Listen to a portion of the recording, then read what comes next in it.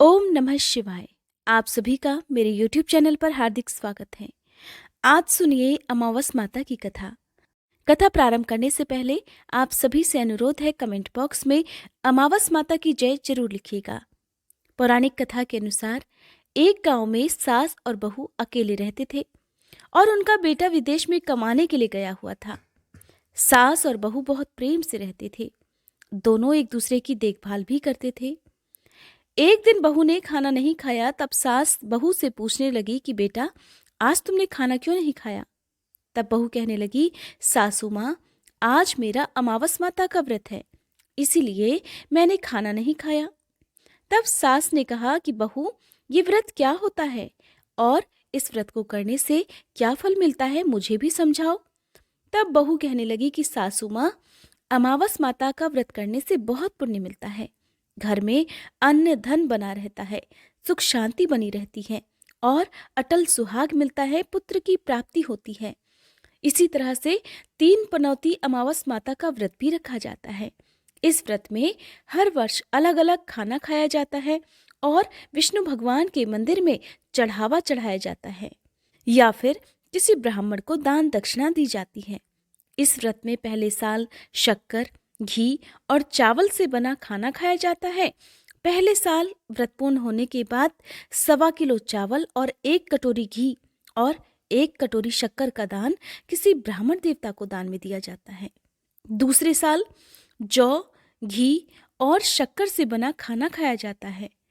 इसी तरह जब दूसरे साल का व्रत पूर्ण हो जाए, तब 1.25 किलो जौ, 1 कटोरी घी और 1 कटोरी शक्कर किसी मंदिर में चढ़ाया जाता है या किसी ब्राह्मण को दान में देना होता है। तीसरे साल गुड़, तिल और घी से बने व्यंजन खाने चाहिए। जब तीसरे साल व्रत पूर्ण हो जाए, तब ½ किलो तिल, गुड़ और 1 कटोरी घी किसी मंदिर में चढ़ाया जाता है या ब्राह्मण को दान में दिया जाता है। इसे ही सासू माँ 3 पनौती अमावस्या का व्रत कहा जाता है। फिर बहू बताने लगी कि माँ जी, इस व्रत का संकल्प लेने के बाद इसे पूरा करना जरूरी होता है। अगर पूरा नहीं कर सकते, तब घर परिवार में झगड़ा और घर में अशांति हो जाती है। तब सासू माँ कहने लगी कि बहू, मेरी तो उम्र हो गई है, लेकिन तुम ये व्रत जरूर करना। और तब बहू ये व्रत करना प्रारंभ करती है। एक दिन बहू ने किसी के कहने पर गेहूं से बनी रोटी खा ली और अमावस माता इस बात से नाराज हो गई। जो सास और बहू कभी बहुत प्रेम से रहती थीं, अब उन दोनों में झगड़े होने लगे। सभी गांव वाले भी हैरान हो गए कि इनके घर में ये सब क्या हो रहा है। सास अपनी बहू को कहने लगी, जब से तुम हमारे घर में बहू बनकर आई हो, तब से हमारे घर की लक्ष्मी चली गई है। तुम हमारे लिए बिल्कुल शुभ नहीं हो। तब बहू ने कहा कि माँ जी, आपके घर की लक्ष्मी चली गई है, तो मुझे बताओ कि कहाँ मिलेगी, मैं लक्ष्मी को लेकर आऊंगी। तब सासू माँ कहने लगी कि बहू, लक्ष्मी तुम्हें समुद्र के बीच में भगवान विष्णु के पैर दबाते हुए मिलेंगी। तब बहू ये कहकर चली जाती है कि माँ जी, अब तो मैं लक्ष्मी जी को लेकर ही आऊंगी, नहीं तो मैं इस घर में पैर नहीं रखूंगी। ऐसा कहकर बहू लक्ष्मी की खोज में चली गई। जब बहू लक्ष्मी की खोज के लिए निकली, तब उसे बीच रास्ते में गाय मिली। गाय बहू से पूछने लगी कि आप कहाँ जा रही हैं। तब बहू कहने लगी, हे गाय माता, मेरी सास कहती हैं कि मेरे आने से उनके घर में अन्न धन की कमी हो गई है और उनके घर की लक्ष्मी चली गई है, तो मैं लक्ष्मी को लेने जा रही हूँ। तब गाय माता कहने लगी, हे बेटी, अगर तुम जा ही रही हो तो भगवान से मेरे बारे में भी पूछ लेना। तब बहू कहने लगी, ठीक है गाय माता, मैं आपके बारे में भी पूछ लूंगी। तब गाय माता कहने लगी कि जब मेरा बछड़ा होता है तो वो मर जाता है, जिंदा नहीं रहता। तुम लक्ष्मी जी से पूछ लेना कि आखिरकार मेरे साथ ऐसा क्यों हो रहा है, मैंने ऐसे कौन से कर्म किए हैं जिसकी सजा मुझे मिल रही है।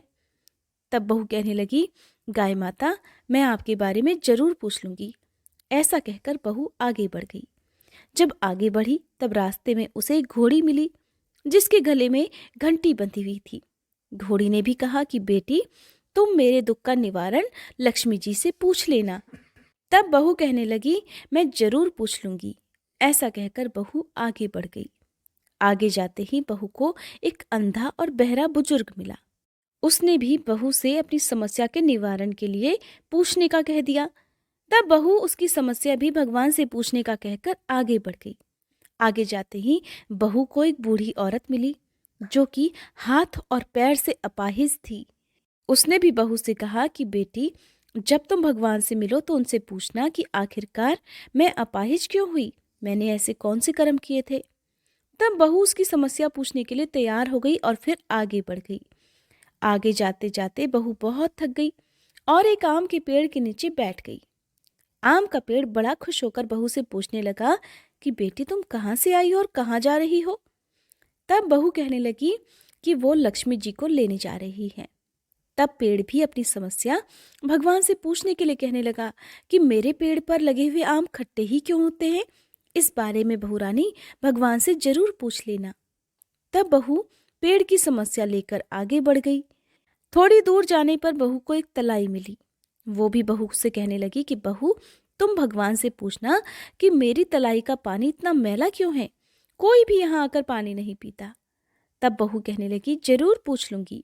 ऐसा कहकर बहू आगे बढ़ गई। बहुत दिन से जंगल में चलते चलते बहू थक गई थी।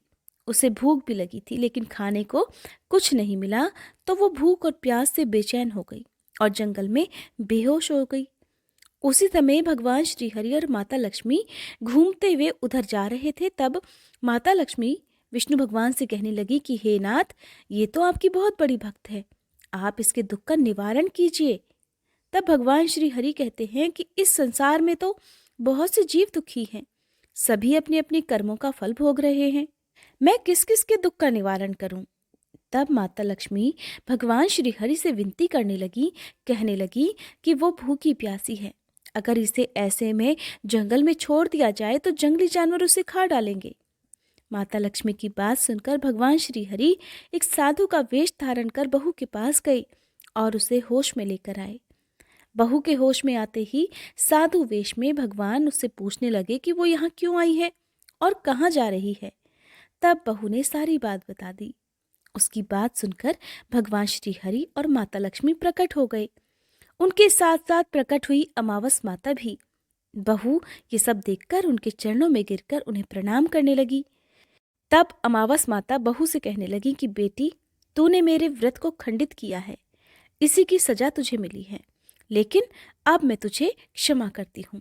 अब तुम घर को जाओ, तुम्हारा घर अन्न और धन से भर जाएगा, तुम्हारा घर सुंदर महल में बदल जाएगा और तुम्हारी सभी मनोकामनाएं भी पूर्ण हो जाएंगी। ये सब होने के पश्चात बहू ने रास्ते में जो जो भी मिला था उन सभी के दुखों का निवारण करने के लिए विनती की। तब भगवान श्री हरि कहने लगे कि गाय ने कभी अपना दूध किसी और को नहीं पिलाया, इस कारण उसके बछड़े जिंदा नहीं रहते, तुम उसका दूध पी लेना, फिर उसके बाद उसके बछड़े जिंदा रहने लगेंगे। और घोड़ी पिछले जन्म में आटा पीसने वाली महिला थी, वो किसी को आटा पीस कर नहीं देती थी, इसीलिए उसके गले में चक्की के पाट बंधे हुए हैं, तुम उसके पाट खोल देना, वो बिल्कुल ठीक हो जाएगी। और वो बुजुर्ग कभी भगवान के मंदिर नहीं गया, ना ही कभी उसने भगवान के भजन सुने, तुम उसे ले जाकर मंदिर में दर्शन करवा देना, इससे वो ठीक हो जाएगा। अपाहिज महिला, उसने कभी अपनी जवानी में दान पुण्य नहीं किया, उसकी ये सजा मिली है, तुम उससे कुछ भी दान करवा देना तो उसकी विकलांगता दूर हो जाएगी। और वो आम का पेड़, उसने तो कभी अपने पेड़ के आम किसी बच्चे को खाने नहीं दिए, इसी कारण उसके सभी आम खट्टे होते हैं। अब तुम उस पेड़ का आम खा लेना, फिर उसके बाद से उस पेड़ पर मीठे आम आने लगेंगे। और तलाई का पानी, पिछले जन्म में देवरानी जिठानी थी, वो हमेशा आपस में झगड़ा करती रहती थी, इसीलिए उसका पानी मैला है, तुम उसका पानी पी लेना तो वो तलाई शुद्ध हो जाएगी, फिर लोग वहां आकर पानी पीने लगेंगे। इस प्रकार बहू ने भगवान श्री हरि, माता लक्ष्मी और अमावस माता को प्रणाम किया, उन्हें धन्यवाद किया और अपने घर के लिए तैयार हो गई। रास्ते में उसे जो जो भी मिला उनकी सभी समस्या भगवान के कहे अनुसार वो दूर करती चली गई। सभी ने उसे भर भर कर आशीर्वाद दिया। घर पहुंचते ही उसका टूटा फूटा घर एक सुंदर महल में बदल गया। उसके घर में अन्न और धन के भंडार भर गए। अब बहू ने सासू माँ से कहा कि सासू माँ, आपने तो सच में कहा था कि मैं आपके लिए शुभ नहीं हूँ, मेरे जाने से ही आपके घर में लक्ष्मी आई है। अब आप यहाँ रहें, मैं मरने जा रही हूँ। तब सास ने कहा, बेटी, ये सब तुम्हारे अमावस माता के व्रत करने का फल ही हमें मिला है। तुम यहीं पर रहो, अब तुम यहाँ से कहीं नहीं जाओगी। इस प्रकार सास और बहू खुशी खुशी रहने लगे। और फिर एक दिन सास का बेटा भी विदेश से वापस लौट आया और घर में जब उसने खूब धन दौलत और धन के भंडार देखे, तब उसकी माँ ने सारी बात अपने बेटे को बता दी। इस प्रकार वह लोग खुशी खुशी रहने लगे और तीनों मिलकर अमावस माता के व्रत रखने लगे। बोलिए अमावस माता की जय। हे अमावस माता, इस कथा को कहने सुनने और हुंकारा भरने वाले सभी भक्तों के घर में धन धान्य के भंडार भरना, सभी की रक्षा करना। ये थी अमावस माता की व्रत कथा।